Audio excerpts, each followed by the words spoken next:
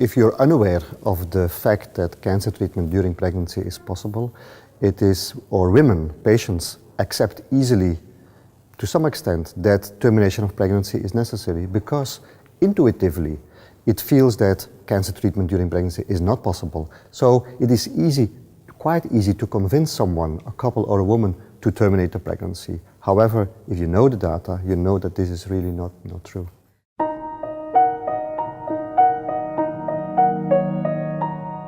I think this network here is just a forum to work for awareness regarding the strategies and the knowledge about the management of patients who are pregnant. But I think especially in oncology it's a general problem.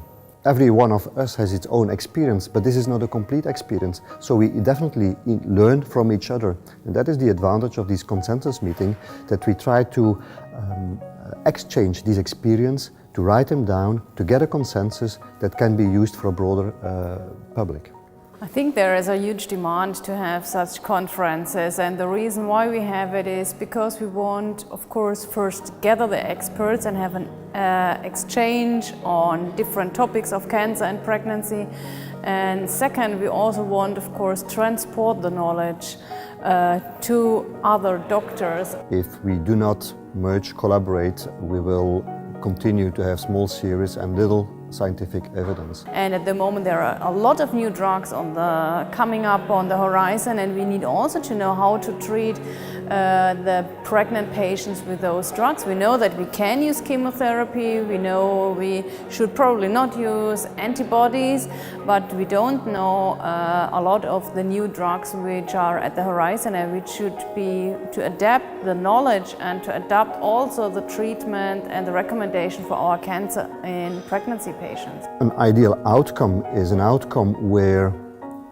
the life of mother and the life of the child are respected as much as possible, where we find a solution for the mother and a solution for the fetus.